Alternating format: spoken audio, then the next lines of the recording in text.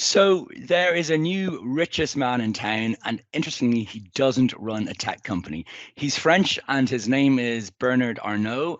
Probably not a household name, but according to Bloomberg's billionaire index, he is now worth over $200 billion, knocking the likes of Elon Musk and Jeff Bezos off second to second and third spot.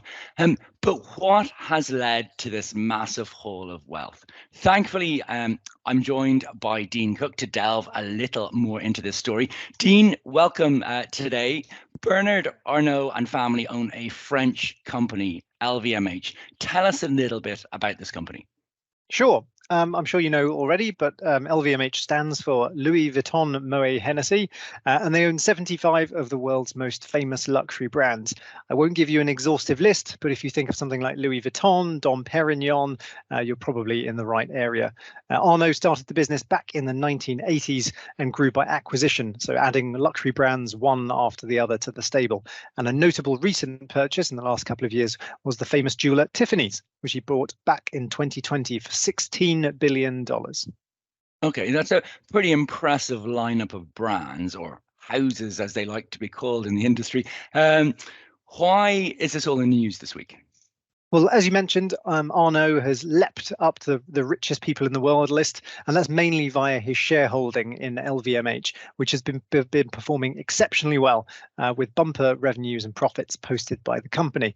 It's listed on the French stock exchange and is now the first European company with a market capitalization, so the value of the total company, greater than $500 billion. So that pushes it into the top 10 listed companies in the world by market cap, just behind Tesla. You mentioned Musk earlier, and it now sits in a category of stocks that you'd normally associate or be synonymous with technology companies like Apple, Google, Microsoft of this world. And then there's LVMH sat there alongside them. Its share price is up over 30% this year and hit a record high over the last couple of days after posting a 17% increase in sales in Q1 of 2023. And that comes off the back of a bumper 2022 as well, where they made record results of 80 billion euros of revenues and 21 billion euros of profits.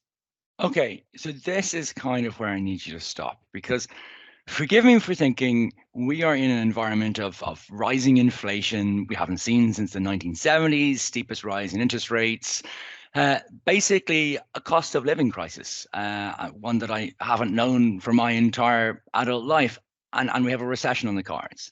And then we're here talking about a company that sells the highest end of luxury goods, and it's the flavor of the moment. It doesn't make sense to me. You would expect a company like this to be struggling, surely.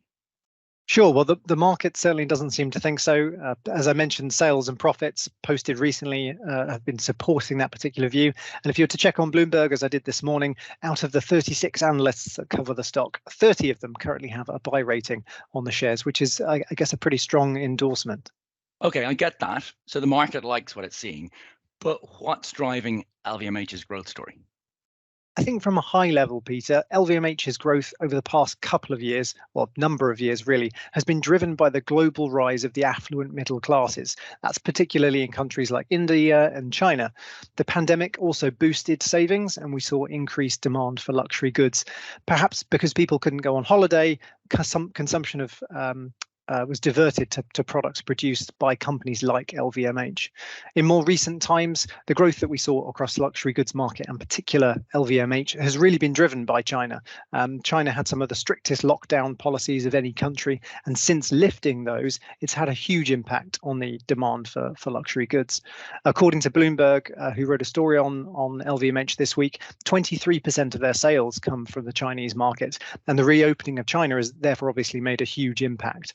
LVMH was quick to identify that China would be a key market many years ago and opened its first Louis Vuitton store in 1992, over 20 years ago. Okay, so really, it's a really interesting story. If I'm kind of to sum up what's been driving this, it's really this kind of structural shift to, as you say, more affluent middle classes in the likes of these huge populated areas of India and China. And then on the other side, more recently, it's that sort of China reopening story that's really driven those revenues. Dean, thank you so much for joining us this week. And we'll be back again next week with another story that's caught our eye. Thanks.